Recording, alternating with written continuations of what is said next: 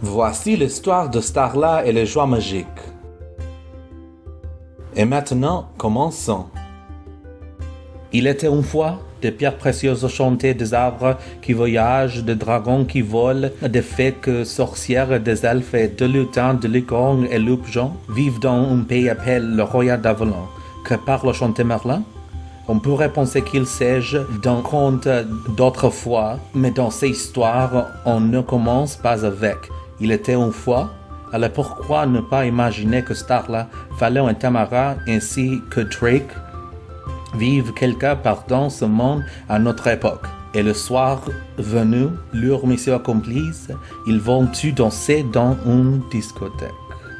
Lorsque l'enchanté Merlin découvrit la terre et connut d'Avalon, il s'aperçut qu'elle était traversée par un courant de magie sauvage que gît en se concentrant en certains endroits avec d'une naissée à des pierres précieuses enchantées capables de transformer cette magie sauvage en énergie positive. Merlin décida de diviser les terres d'Avalon en 7 parties, chacun protégé par une des pierres précieuses qu'il avait rangées dans un écran. Puis l'enchanteur créa les arbres voyageants et les répartit dans chacun de 7 parties. Il pouvait transporter d'un lieu à un autre d'Avalon les chevaliers, c'est-à-dire le défenseur de pierres magiques, à la recherche de joyaux perdus. Mais tout le monde n'est pas satisfait de ces ordres créés par Merlin, car la sœur de la reine de la Royaume d'Avalon rêve de posséder un jour l'écran avec les pierres précieuses. La chance semble lui sourire lorsque Rufus et Twig, ses 2 fidèles bellettes, trouvent une nouvelle pierre née de la magie sauvage. Avec cette pierre qu'elle a l'intention de débarrasser de Merlin. Cependant, dans le jardin du palais de cristal, résidence le souvenir du royaume d'Avalon. Merlin expliquait à Starla les devoirs qu'il attendait dans son rôle de princesse. La jeune fille fera partie bientôt ses chevaliers de pierres précieuses comme son amie Tamara, et elle aura à ses côtés un animal et compagnon inséparable. Loin du palais se cristal dans un coin retiré vite une famille de licornes. Dans cette famille, il y a à la jeune Sunstar qui, malgré un pari en paire d'ailes splendides, est peur de voler. N'oubliez pas que tu es différent de autres et encore jour tu auras tu ce que désirais, lui confie son père, tandis que ses frères se manquent d'elle. Mais retournons au palais de cristal où Starla et Tamara ont rejoint du jeune Drake, amoureux timoré de la princesse, et leur aimé Fallon. Tous deux sont des chevaliers de pierres précieuses et ont comme inséparables compagnons les loups, jeunes en clair resplendir le corps mondain. Les 4 amis parlent de la grande fête de demain pour l'entrée de la Starla au sein des chevaliers. Cependant, Merlin, sur son chemin, rencontre enfin un peu refermé dans une belle d'air. Quelle sorte de magie est-ce donc? En réalité, c'est un piège. Le Fallon se transforme soudain en monstre qui enferme le pauvre magicien dans la bulle d'esprit avec lui. Quel triomphant montre alors crise avec les 7 pierres précieuses. Rufus et Twig l'ont volé pour elle dans la maison de Merlin. Elle maintenant se présente la ferme pour toujours s'il ne lui rend pas la clé de l'écran. Mais au moment où il s'apprête à la lui remettre à un faisant s'empare avec son bec de disparaître, furieuse qu'elle jette un sursaut la belle d'air qu'il emportait loin d'Avalon pour le courant de magie sauvage.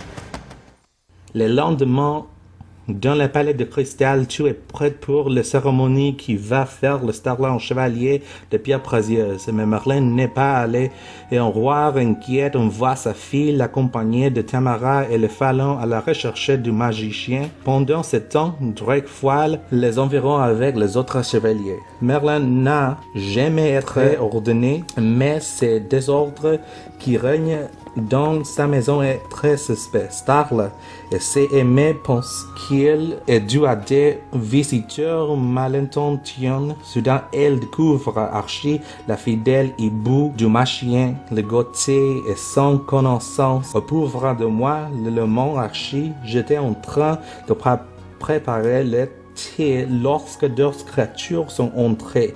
Après, je ne me souviens plus de rien, mais retrouvant les façons qui a volé la clé de Merlin, poursuivi par quel qui le poursuit sur un char tiré par un dragon volant, il n'a d'autre solution que de confier cette clé en Sunstar et rencontrer dans la forêt, mais surveiller qu'elle qui a porté la licorne sur son char. Mais Starla, Tamara et Fallon sont les pour arrêter le fuite de Kel. Tamara envoie contre Kel son rayon d'énergie libéré par la pierre magique que possédant les chevaliers. Starla essaie de libérer le licorne, mais le temps lui manque. Le rayon envoyé par Kel est bien trop puissant de Tamara ne doit sa survie que l'intervention du petit chat Spike qui lui a servi de bouclier. Mais le pauvre le plus tombe mal en point, car elle disparaît sur son char.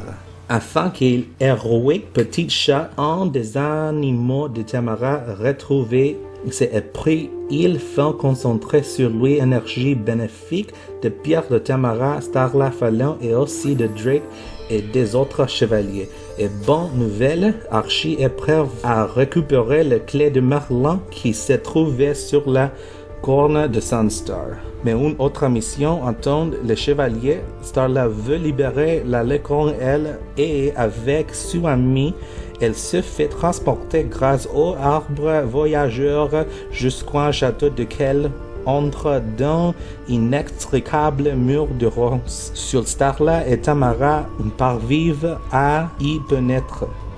Assis sur son trône de pierre, qu'elle attend les deux jeunes filles et s'écoute de trouver Sunstar, mais ses libertés ont pris de l'éclat de Merlin. Grâce au pouvoir de pierre, je gouvernerai Avalon, s'exclame qu'elle. Jamais Avalon ne sera gouverné par une cour aussi cruelle que le Trien.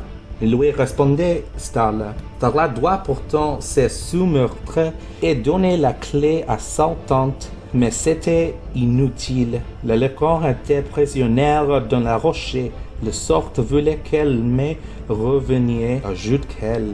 Mais une mauvaise surprise attendait aussi qu'elle. On ouvre l'écran et les pierres partant en tourbillonnement et vont encontrer l'image de Merlin qui vient d'apparaître. Tu es mis en danger l'épée d'Avalon, déclare le magicien, et tant que l'épée ne sera pas rétablie, les 7 pierres retourneront dans leur terre d'origine. Furieuse, qu'elle déclenche une tempête d'énergie que doit de durer Merlin. Mais à ce moment arrive Fallon, Drake et les autres chevaliers qui sont parvenus à la franchise de le mur de Ronce, tandis que Drake met à l'œuvre Tamara, qui a fait les autres touchés par un rayon lancé pour qu'elle gouffre s'ouvre de soudain et Starla se retrouve séparée des ennemis. Sunstar se trouvait aux côtés de Starla et seul le licorne pourrait lui permettre de franchir le gouffre, mais pourrait-elle vaincre sa peur de voler? Starla réussit à lui redonner confiance et voilà Sunstar qui s'avance se voler avec la princesse sur son dos et lui permet même de récupérer entre temps le cran était à côté de Kel. Loin de Kel, c'est le moment des adieux entre Starla et Sunstar. Je ne t'oublierai jamais. Lui murmura de jeune fille. Moi non plus, princesse, lui répondait le licorne à son retour parmi le sien, et le licorne annonçait à son père son intention de partir. Écoutez ton cœur, parlait et le cherche ton chemin, lui répondait son père. C'est le jour de la grande cérémonie. Starla va faire partie de chevalier et elle va recevoir de main du roi. sa pierre précieuse, la pierre de soleil. Malheureusement, la magie de la pierre devant de semble réunie ne semble produire aucun effet. Elle aura de indiquer que animal parmi ceux choisissent par le roi deviendrait son compagnon éternel. Encore son anticelle magique n'apparaît entre la princesse et les animaux réunis. Mais quelque chose vient de se produire. Starla lève les yeux et voit en loin par-delà les jardins du palais de Crystal Sunstar. Elle court l'embrasser et comprendre ce qui se passe. C'est le grand volant qui va être son compagnon. Maintenant, on peut voir briller sur le jeune princesse et sur la lacon la pierre de soleil au soleil qui s'est dédoublée par magie.